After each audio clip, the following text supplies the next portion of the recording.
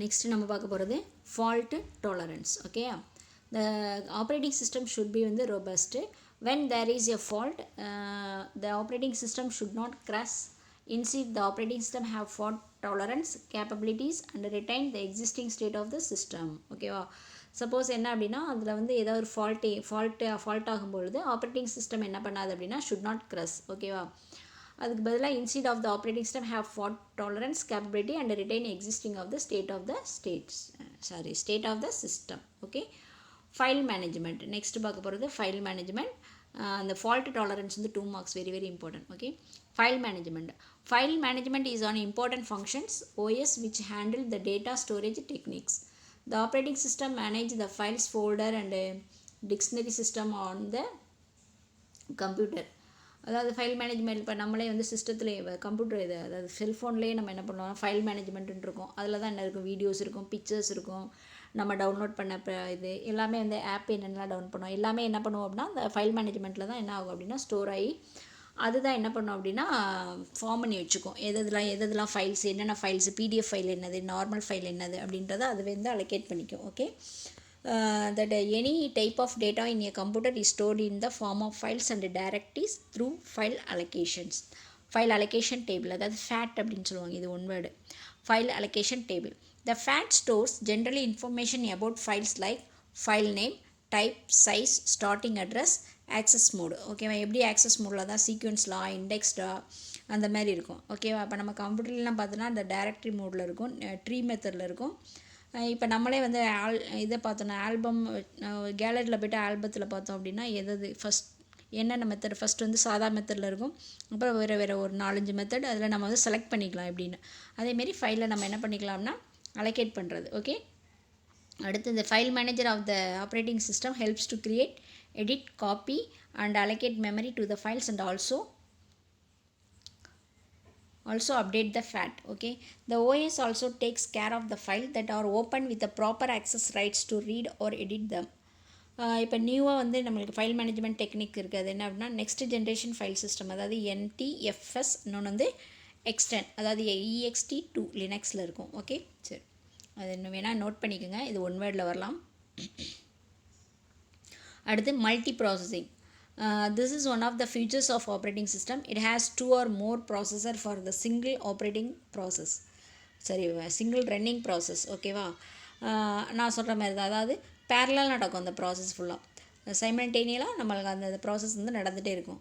இதை multi processing அப்படின்னு சொல்கிறோம், மல்டி டாஸ்கிங் அப்படின்னு சொல்லுவோம். அட் அ டயத்தில் நம்ம 1 or more ஜாப்ஸ் வந்து நம்ம என்ன பண்ணுவோம் அப்படின்னா ப்ராசஸ் பண்ணக்கூடியது சிங்கிள் ரன்னிங் ப்ராசஸ்லேயே.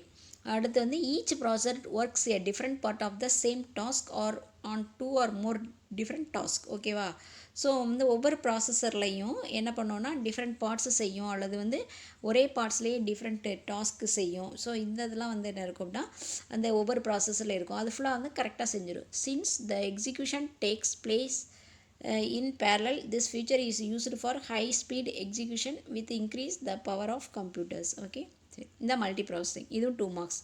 டைம் ஷேரிங் அப்படின்றது வந்து இப்போ நம்ம ஒர்க் பண்ண one of the features time sharing operating சிஸ்டத்தில்.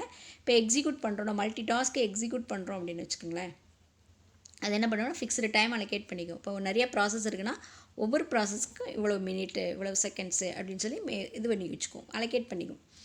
இப்போ சம் ப்ராசஸ்க்கு இப்போ ஃபார் எக்ஸாம்பிள் P1, P2, P3ன்னு ஒரு 3 ப்ரோக்ராம்ஸ் வந்து நம்ம ப்ராசஸ் எடுத்திருக்கோம். இப்போ ஃபஸ்ட்டு ப்ராசஸ்க்கு நம்ம வந்து 30 minutes வச்சுருக்கோம், செகண்ட் ப்ராசஸ்க்கு 40 minutes, தேர்ட் ப்ராசஸ்க்கு 50 minutes அப்படின்னு வச்சுருக்கோன்னு வச்சுக்கோங்களேன். அப்போ என்ன ஆகும் அப்படின்னா இப்போ ஃபஸ்ட்டு ப்ராசஸ் வந்து 30 minutesக்குள்ளே முடியாமல் 20 minutesலேயே முடிஞ்சிச்சு அப்படின்னா அடுத்து வந்து செகண்ட் ப்ராசஸ் ஸ்டார்ட் பண்ண ஆரம்பிச்சிடும். ஓகேவா, இப்போ செகண்ட் ப்ராசஸ் வந்து 40 minutesக்குள்ளே முடிக்க முடியல, என்ன எக்ஸ்ட்ரா டைம் வேணும் அப்படின்னா அதை அப்படியே பாஸ் பண்ணிவிட்டு எந்த ப்ராசஸ் எடுத்துக்கும், 3 ப்ராசஸை எடுத்துக்கும். இப்போ ஃபார் எக்ஸாம்பிள் அதுக்கு ஒரு எக்ஸாம்பிள் சொல்லணும் அப்படின்னா நம்ம ஃபோன்லேயே சொல்லிக்கலாம். ஃபோன்லேயே நிறைய நம்ம டவுன்லோட் பண்ணுவோம், யூடியூப்லேயோ இல்லை வேறு எதுலேயோ ஆப்பையோ நம்ம டவுன்லோட் பண்ணும் பொழுது சம் ப்ராசஸ் வந்து ஸ்பீடாக நடக்கும், சம் ப்ராசஸ் வந்து லேட்டாக நடக்கும். அப்போ நான் 2-3 தான் வந்து நான் வந்து டவுன்லோட் பண்ணிகிட்டு இருக்கும் பொழுது அதுக்கு அலோகேட் பண்ணியிருக்க மெமரியில் வந்து சீக்கிரம் பண்ணிடும் பொழுது அடுத்து என்ன ஆகணும், அந்த ப்ராசஸ் விட்டு அடுத்த ப்ராசஸ் பண்ணும். ஓகேவா, இல்லை நான் டவுன்லோட் பண்ண லேட் ஆகுது அப்படின்னா இன்னொரு ப்ராசஸ் வந்து அது வந்து செய்ய ஆரம்பிச்சிடும். ஓகேவா, தட்ஸ் வந்து என்ன அப்படின்னா சரி இதை என்ன சொல்கிறோம், டைம் ஷேரிங் அப்படின்னு சொல்லிடுறோம். இதை என்ன சொல்கிறோம், டைம் ஷேரிங் அப்படின்றோம். அடுத்து நம்ம பார்க்க போகிறது டிஸ்ட்ரிபியூட்டட் ஆப்ரேட்டிங் சிஸ்டம். இது ஒரு ஃபியூச்சர்ஸ், பெஸ்ட் ஃபியூச்சர்ஸ். ஓகேவா. Distributed operating system is used, இது பாருங்கள், distributed operating system is used to access shared data and files that reside in many machine around the world. ஓகேவா. இப்போ பிக்சரை பார்த்தா உங்களுக்கே தெளிவாக இருக்கும். இங்கே பாருங்கள், இதை டிஸ்ட்ரிபியூட்டட் ஆப்ரேட்டிங் சிஸ்டம்.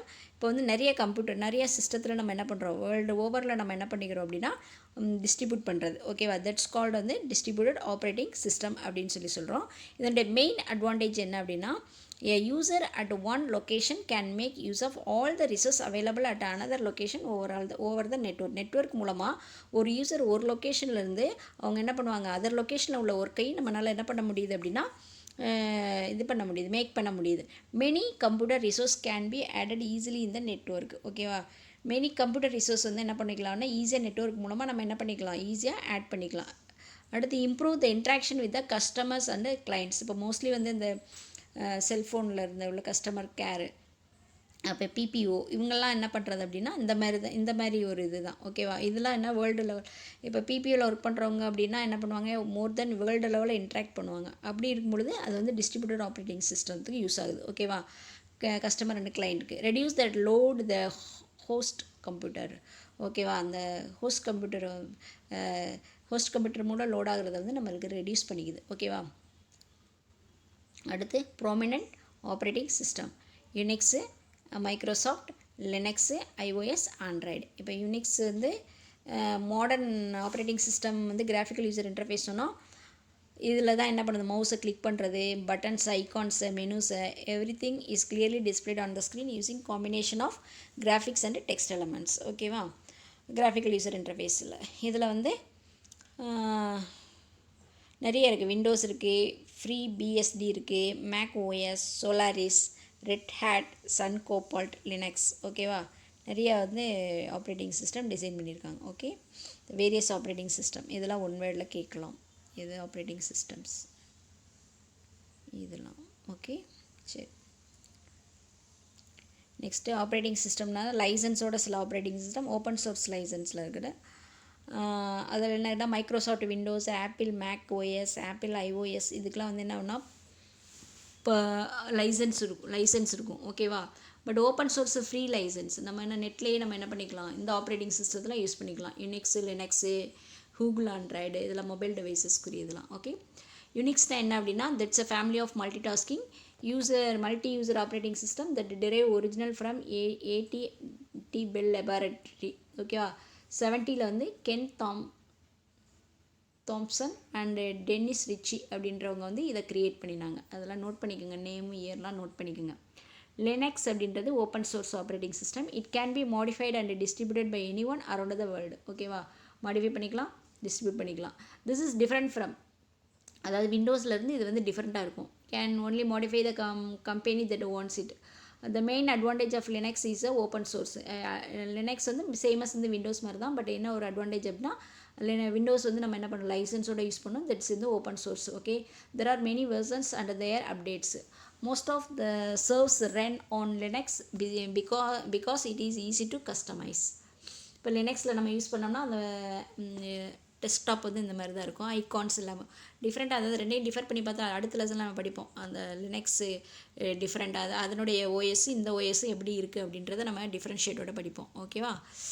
அடுத்து there are few different distributions of Linux like Ubuntu, Mint, ஃபெரடோ, ரெட் ஹேட், அடுத்து வந்து டிபியன், அடுத்து வந்து Google's Android, Chrome OS and Chromium OS. இது ஃபுல்லாக வந்து என்னது, லினக்ஸோட டிஃப்ரெண்ட் டிஸ்ட்ரிபியூஷன்ஸ் ஆப்ரேட்டிங் சிஸ்டம்ஸ். அடுத்து இந்த லினக்ஸ் ஆப்ரேட்டிங் சிஸ்டம் என்ன 1991 கொண்டு வந்தாங்க. இதில் லினஸ் டோர்வால்ட்ஸ் அப்படின்றவர் வந்து என்ன பண்ணார் அப்படின்னா, அந்த ஒரு ப்ராஜெக்ட் மாதிரி பண்ணார். அவர் வந்து ஒரு student of Finland student, university student. அப்புறம் என்ன பண்ணுறாங்க அப்படின்னா, இது he posted information about his project on the news group for computer students and programmers. ஓகேவா.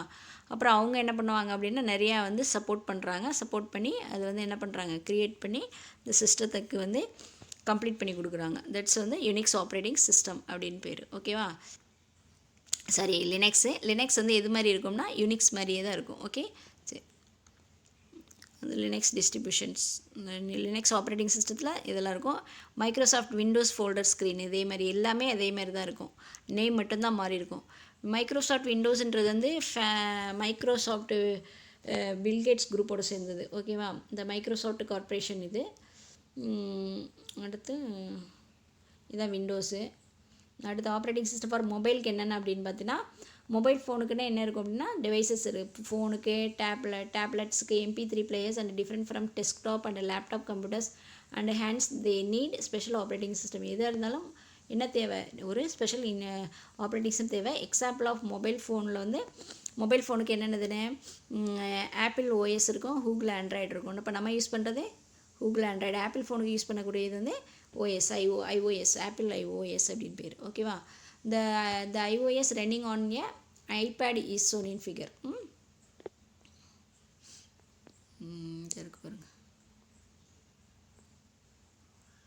Android phone mobile source. இது வந்து ஓப்பன் சோர்ஸ் வெர்ஷன்ஸ். இது ஃபுல்லாக வந்து alpha beta, Cupcake, Donut, Eclairs, Froyo, Gingerbread, அடுத்து வந்து Honeycomb, Ice Cream, Sandwich, Jelly Bean, இல்லை சாப்பிட்ற ஐட்டமாக இருக்குது, கிட்கேட்டு, லாலிபாப்பு இதெல்லாம். ஓகேவா, சரி. அடுத்து ஐஓஎஸ், ஐஃபோன் ஓஎஸ், இதெல்லாம் ஆண்ட்ராய்டு ஃபோன் வெர்ஷன்ஸ். இந்த ஆண்ட்ராய்டு ஃபோன் வந்து வெர்ஷன்ஸ் இதெல்லாம். ஓகேவா, அடுத்து வந்து ஐஓஎஸ், ஐஃபோனுக்குரிய ஓஎஸ் என்ன அப்படின்னா ஐஓஎஸ் ஈஸியாக வந்து ஐஃபோன் ஓஎஸ் ஈஸியாக mobile operating system created by developed by the Apple. நல்லா கவனிச்சுக்கோங்க. ஐஃபோனில் யார் க்ரியேட் பண்ணியிருக்கா, ஆப்பிள். ஐஃபோனில் ஐபேடில் யூஸ் பண்ணக்கூடிய ஓஎஸ். ஓகே, அடுத்து வந்து operating system that presently power many of the companies mobile devices including iPhone, அடுத்து ஐபேட் அண்ட் ஐபேட் டச். இந்த second most of the popular mobile operating system is globally after Android. இதுதான் ஆண்ட்ராய்டுக்கு பிறகு அதுதான் வந்து பாப்புலராக இருக்குது. ஓகே, சரி.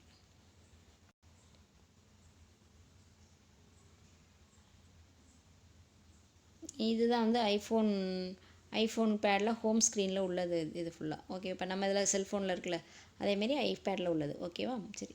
இதோட எது ஓவர் அப்படின்னா 4th லெசன் வந்து ஓவர். ஓகேவா, இதனுடைய கண்டினியூட்டி வந்து என்ன பண்ணுவோம் அப்படின்னா 5th சாப்டரில் நம்ம வந்து பார்ப்போம். 5th சாப்டரில் ஒர்க்கிங் இது டிப்பிக்கல் இதெல்லாம் வந்து எப்படி ஒர்க் பண்ணுறது அப்படின்றத பார்ப்போம். அடுத்து வந்து நெக்ஸ்ட் வீடியோவில் நான் அதை கொடுக்குறேன். இப்போ நீங்கள் என்ன பண்ணுறீங்க அப்படின்னா இதில் ஹோம்ஒர்க் என்ன அப்படின்னா இதில் உள்ள புக் பேக்கில் உள்ள சூஸு, அதாவது பார்ட் 1, பார்ட் 2, பார்ட் 3 இது ஃபுல்லாக வந்து படித்து எனக்கு எழுதி வாட்ஸ்அப்பில் வந்து அனுப்பிடுங்க. ஓகேவா, ஓகே, தேங்க்யூ.